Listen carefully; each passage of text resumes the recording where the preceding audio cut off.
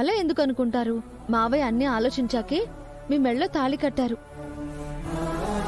అయినా మనం నిర్ణయించుకున్నంత మాత్రాన ఏది జరగదు కదత్తమ్మా. అన్నీ జరిపించేది ఆ దేవుడే. అది నేను నమ్ముతాను కాని మా పెళ్లి చేసింది మాత్రం నువ్వే సీత. నీవల్లే మేం మళ్ళీ ఒకటయ్యాం. ఈ విషయం అమ్మా నాన్నకి తెలిస్తే ఎంతో సంతోషిస్తారు. కాకపోతే ఒకటే బాధ. ఏంటి సీత? మొదటిసారి మీరు మావయ్య పెళ్లి చేసుకున్నప్పుడు అమ్మా నాన్న దగ్గర లేరు, ఎప్పుడూ లేరు. అప్పుడు ఇప్పుడు మా పెళ్లి జరిగింది గుళ్ళోనే సీత. అందుకే చెప్పానత్తమ్మా, దేవుడే మిమ్మల్ని కలిపాడు అని. అప్పుడేమో మావయ్య మీకు ఐ లవ్ యూ చెప్పి పెళ్లి చేసుకున్నారు. ఇప్పుడేం చెప్పారు? పోవే అల్లరి పిల్ల. అబ్బో, కొత్త పెళ్లి కూతురికి అప్పుడు సిగ్గొచ్చేసింది. కొత్త పెళ్లి కూతుర్నేంటే కొట్టేస్తాను నిన్ను.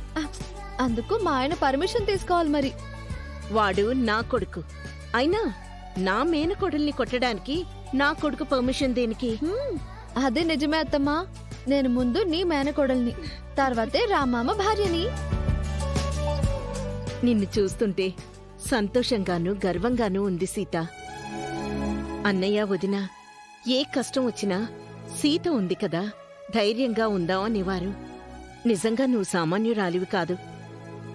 నేనెవరో తెలియకుండా నా భర్త చేతిని నాకు తాళి కట్టించి తిరిగి భార్యం చేశావు. దీన్నే మాంగళ్యానికి మరో ముడి అంటారత్తమ్మా. అందరు భర్తలు తమ భార్యలకు 3 ముళ్ళు వేస్తారు. మావయ్య మీకు 6 ముళ్ళు వేశారు. ఇక నుంచైనా మీ బంధం విడిపోకుండా ఉండాలి. నువ్వు చేసిన పెళ్లి కదా, ఇక ఈ బంధం విడిపోదులే సీత. మాలాగే నువ్వు రామ్ కూడా కలకాలం కలిసుండాలి. అప్పుడు మాకిద్దరు పిల్లలు పుట్టినట్టు ఇప్పుడు మీకు 3-4 పిల్లలు పుట్టాలి. చాలా అత్తమ్మా. ఈ జన్మకిది చాలు సీత. చాలా తృప్తిగా ఉంది. మనం ఇలాగే సంతోషంగా ఉండాలి. ఉంటామత్తమ్మా. మన మధ్యలోకి మహాలక్ష్మి అత్తయ్య రాకపోతే అందరం బాగుంటాం.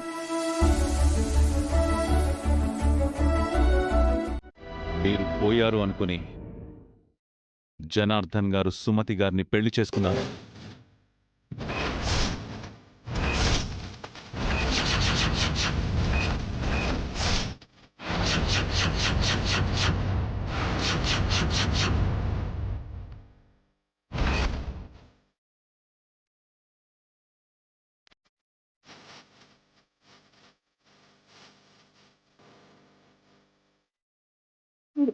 మీరు చెప్పేది నిజమా?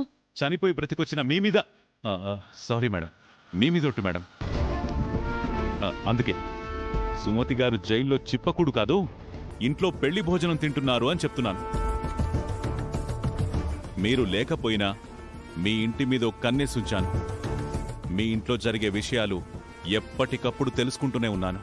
నేను పోతే మాత్రం జన ఇలాంటి స్టెప్ ఎలా తీసుకుంటాడు? సుమతిని ఎలా పెళ్లి చేసుకుంటాడు? ఇదంతా సీత స్కెచ్ మేడం. మీరు ఒక ప్లాన్ వేసి సుమతిని జైలుకు పంపాలనుకుంటే సీత మరో ప్లాన్ వేసి సుమతిని మీకు సవతించేసింది. ఇంటికి వెళ్ళి అందరి సంగతి తేలుస్తాను. మీరు నాకు టచ్లో ఉండండి. Okay madam. నెక్స్ట్ ఏం చేయాలో చెప్తాను. సదా మీ సేవలు. అన్నట్టు వెల్కమ్ బ్యాక్.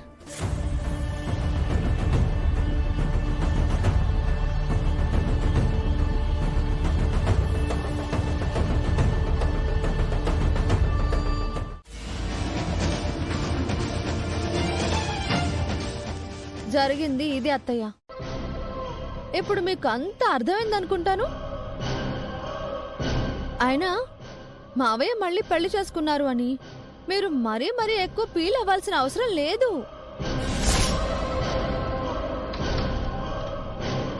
అప్పట్లో సుమతి అత్తమ్మ చనిపోయిందనే కదా మావయ్య మిమ్మల్ని రెండో పెళ్లి చేసుకున్నారు. అదే కదా ఇప్పుడు రిపీట్ అయ్యి మీరు చనిపోయారు అనుకుని మావయ్య విద్యాదేవి టీచర్ని 3వ పెళ్లి చేసుకున్నారు. సీత చెప్పిన పాయింట్ కరెక్టే కదా చెల్లాయ్. నువ్వు సూపర్ సీత. ఏ పాయింట్ ఎప్పుడు గుర్తు చేయాలో అప్పుడు గుర్తు చేస్తావు. ఇప్పుడు మహాలక్ష్మి ఎవ్వరినీ తిట్టే అవకాశం లేదు.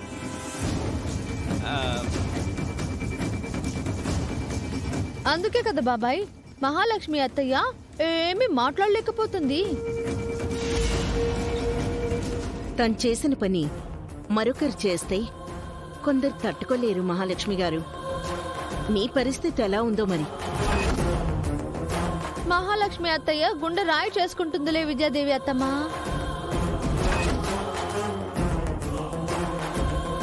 విద్యాదేవి టీచర్ గారు ఉన్నా కూడా బావనికి ఏ లోటు రానివ్వళ్లే చెల్లాయ్. ఏంటి నాతో ఆటలు ఆడుకుంటున్నారా? నన్ను పిచ్చిదాన్ని చేయాలనుకుంటున్నారా? మీ ఉద్దేశం ఏంటి? ఇక్కడ ఎవ్వరికీ ఏ దురుద్దేశాలు లేవు మహా. నువ్వు తిరిగి రావడం మా అందరికీ చాలా సంతోషం. కాకపోతే నువ్వు లేనప్పుడు ఇక్కడ జరిగిన విషయాలను మార్చలేవు. నువ్వు సర్దుకుపోక తప్పదు.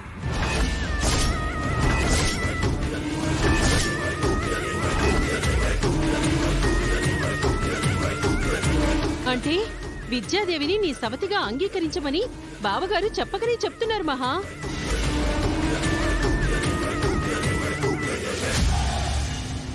నువ్వు నెంబర్ 1 అయితే విద్యాదేవి గారు నెంబర్ 2 అని అన్నయ్య చెప్పకనే చెప్తున్నాడు వదినా.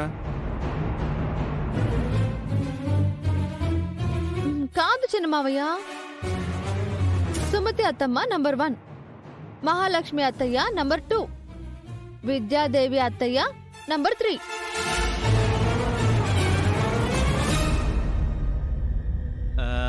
ఈ 1, 2, 3లు ఎక్కడితో ఆగిపోతాయా ఇంకా కంటిన్యూ అవుతాయా బావా?